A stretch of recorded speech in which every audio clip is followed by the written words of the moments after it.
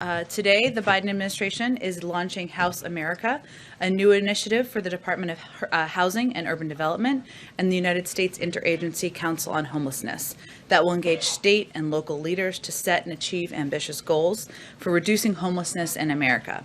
Homelessness was on the rise before the pandemic, and the last couple of years have just exacerbated the problem. On any given night, more than 500,000 Americans were enduring the pandemic without the safety and protection of a home.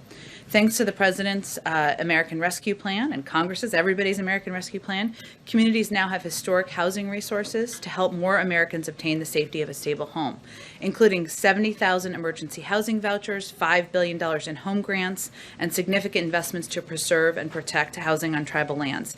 In addition, communities have $350 billion in state and local fiscal recovery funds from the Department of Treasury to support many needs, including homelessness and housing instability. So today, HUD is asking state, tribal, and local leaders to work collaboratively with them to use these ARP funds and other existing federal, state, and local resources to rapidly reduce homelessness in their communities and add new units of affordable and supportive housing into the development pipeline by the end of 2022. The initiative will promote the use of housing first, the proven theory that the best way to stabilize the life of someone experiencing homelessness is to ensure that they have a home first without preconditions.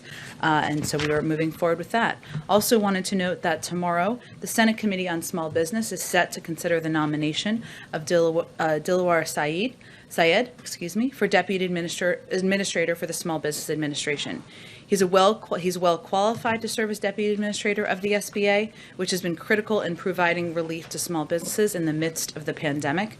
He's lived the American dream as an immigrant and as CEO of a small startup that has been helping small businesses continue to create jobs. He has endorsement of more than 200 individuals and groups, and yet his confirmation is being held up in an unprecedented way and for no good reason.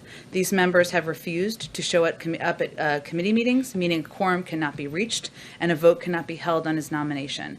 By refusing to show up at committee meetings, they are not just blocking his vote, but also slowing help to American small business owners and workers who are trying to build back the pandemic.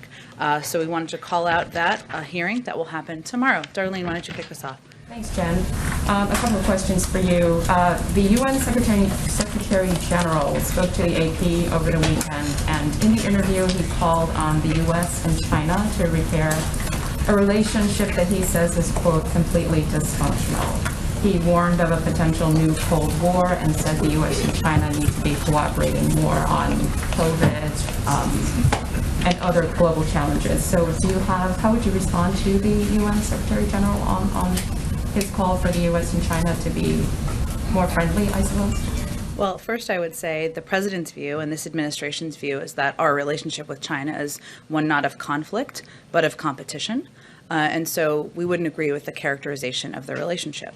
As I would note in the readout of the president's call with President Xi just last week, a 90-minute call that covered an extensive list of topics. It was a conversation that was candid, but it was certainly not elevated. And we recognize that China is a country that, while we may take issue with some means they engage in the world, we also have areas we will want to continue to work together. And that is certainly many of the topics that were raised by the Secretary General. The President obviously has a meeting with him later this evening. I would also note that tomorrow the President will deliver a speech, as you all know, at the UN General Assembly, and he will make absolutely clear that he is not looking to pursue a new Cold War with any country in the world. We will continue to pursue our interests. We will continue to lift up global priorities, but that is not the objective or the policy of the United States. Another China-related question. Can you say how concerned the administration is about the stability of China's real estate sector, given the issues with China Evergrande?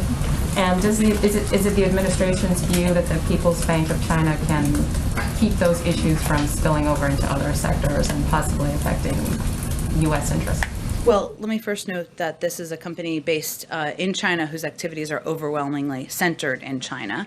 That being said, we always are monitoring global markets, obviously from the Department of Treasury primarily, including the assessment of any risk to the U.S. economy, and stand prepared to respond appropriately if needed. But that monitoring would happen primarily from the Department of Treasury and our Secretary of Treasury, of course. One more really quickly. Is there any reaction from the White House to the conviction earlier today of the man who inspired Hotel Rwanda?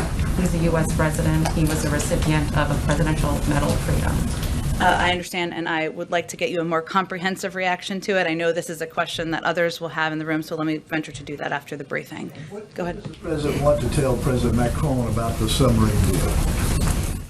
Well, first, I think, as had been noted in some reports, so let me just confirm this, I guess. The president will have a call. It has yet is we're still working on the scheduling of it with President Macron in the coming days. And what I expect the president will do on that call is reaffirm our commitment to working with one of our oldest and closest partners